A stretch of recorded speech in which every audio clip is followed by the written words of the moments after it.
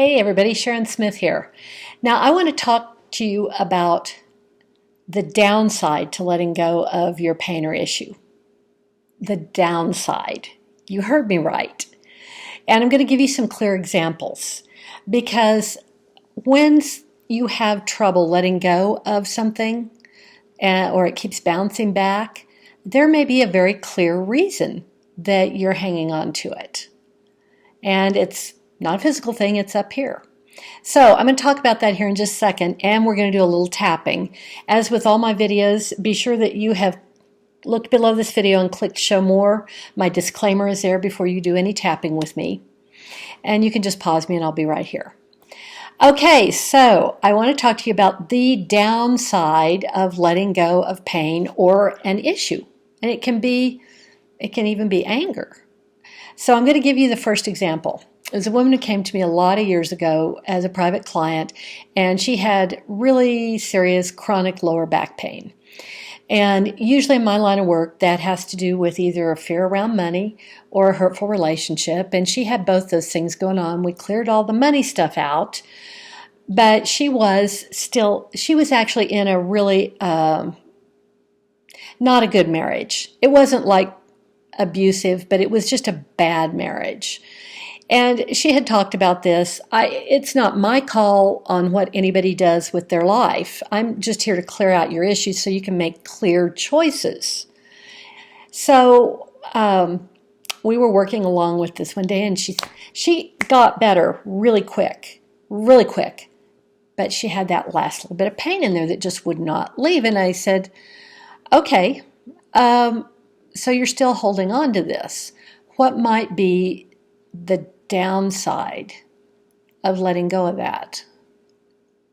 And she kind of looked at me and she said, well, there isn't any. I would be free of this pain. That's just a great thing. And I said, really? Then why aren't you? Because we've been doing this work for a couple hours now. She had seen me more than once. And I said, what is the downside? If you get out of this pain, what would happen? And she got quiet a moment and she said, oh, well, I'd probably have to leave my marriage. I would probably have to just end that relationship. And I said, okay. I mean, it's neither here nor there. Marriages end all the time. It's not even unusual. But that's not the downside. What would be the downside for you of that big shift? And she thought a moment and she kind of teared up and she said, then I would be alone and I would be growing old alone.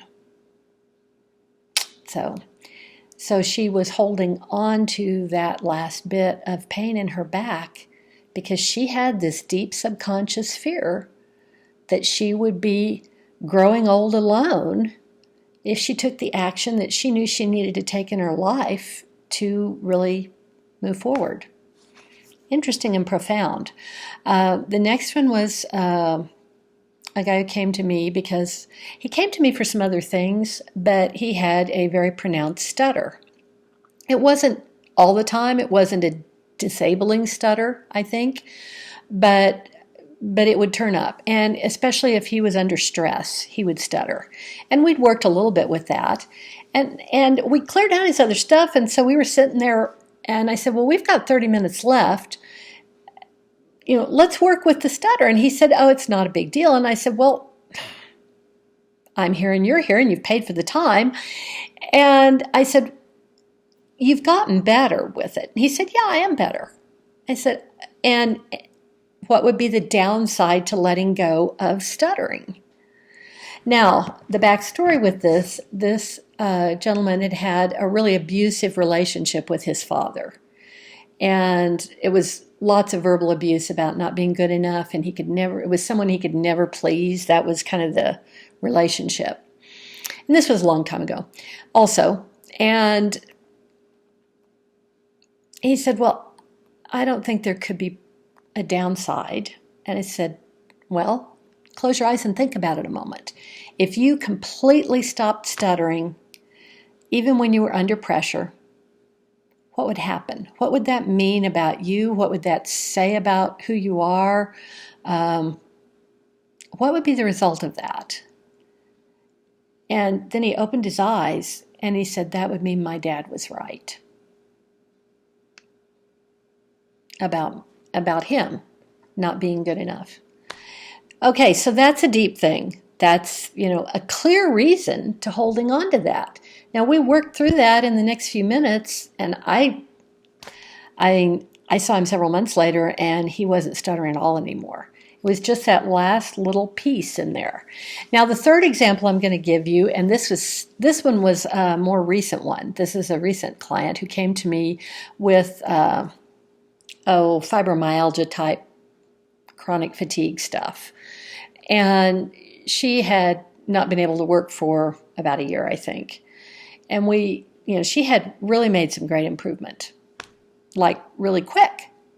But it would, same thing. Again, it kept coming back around. She was working with it all the time and it was not leaving. So I said, okay, there's a downside to letting go of this.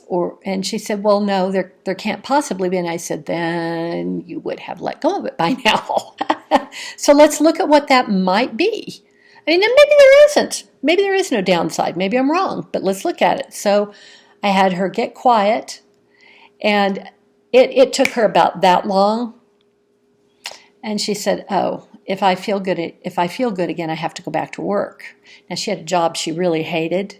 And so leaving it had been kind of a mixed blessing. And for her, if she got out of pain and all this fatigue stuff, she had to go back to work, to a job she didn't like. Well, and that was really quick to work through because, she got another job. You can do something. She didn't have to go back to work. And she could get another job. She could go do something else.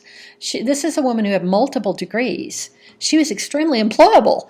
It was just a fear. It wasn't a thing that was really happening. It was a fear. Okay, so whatever your pain or issue is, and it doesn't have to be physical pain or an illness. It can be an issue. It could be like stuttering. Those kinds of things all count. They're all pain, guys. So think about that. We're going to think about that and look at it. So I want you to close your eyes and take a big breath in through your nose and hold it and blow it out. Now just quietly and with compassion, I want you to take a look at whatever it is you have going on. And you may have tried a lot of things to get past it. And a lot of things maybe helped. But if you didn't have this pain, illness, issue, whatever it is, anymore, how would your life be different? And just see how that would look.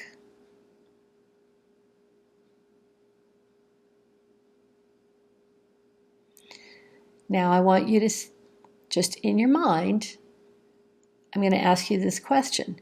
Who would you be without this pain, illness, or issue? And next, if you let go of it, and just say, if I let go of this, what would that mean about me or someone else? Now, one more. What might be the advantage to holding on to this?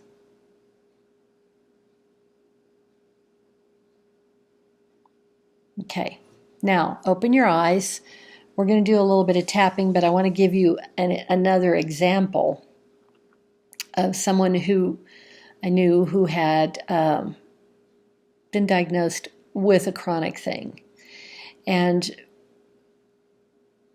this was actually a personal friend. And we did some tapping for this, just kind of for fun. And she was instantly, immediately, in like 2 or 3 minutes, dramatically better.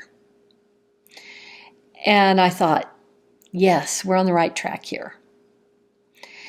And then I didn't see her again for 3 or 4 days. And the next time I saw her, I expected she was going to be feeling better because she knew about this, how to use this tool. I'd given her some instructions. And when I saw her, she just looked like she'd been run over by a truck.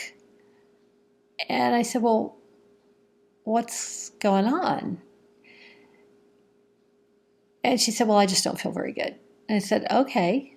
I haven't seen you for several days. Did you tap? Did you try and use this tool to help yourself? And she said, no, I just didn't have time. Okay. Now, 4 days had passed, and this is someone who had plenty of time to do this, but for whatever reason was choosing not to. And I was upset at first. This was someone that I was close to. I was kind of upset, but I had to learn to let go of that because it's not up to me to gauge what someone else may or may not need in their experience. And clearly this was a thing that she had some reason for not wanting to turn loose of it. And it's just none of my business. So I turned loose of that. Now let's just do a little bit of tapping and have a look at what we've got. Just repeat after me and tap where I tap. I haven't been able to turn loose of this. I can't let it go. And I know that there's a reason that I'm holding on to it.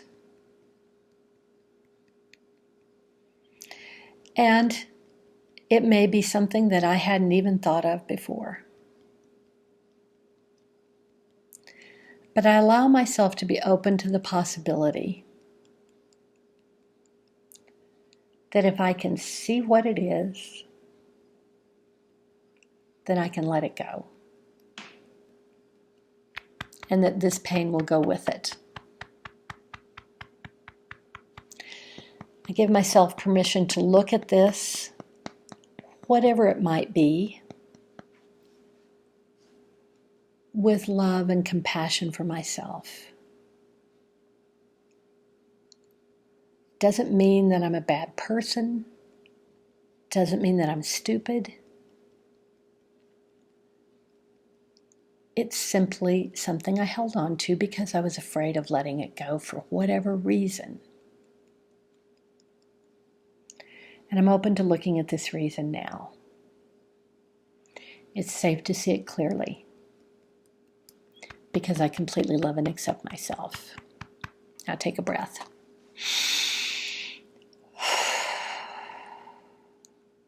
Okay, I hope that helped get some clarity around why you may be holding on to something. Now, I've got a couple of things I want to give you. The first is my free gift. When you click on the show more, I've got the link to get my free gift. It is something that you definitely want. The other thing I'd like you to do, and this is something I want you to do for me, but for all of us, please subscribe to me here on YouTube. And the reason I ask you to do that is because YouTube has an algorithm that causes my work to be shown to more people based on the number of subscribers I have. That means that someone might get to use one of my videos today who'd never seen my work or me and feel better today because you took 2 seconds to subscribe. I think that's a great reason. So go do that now, and I look forward to seeing you again really soon.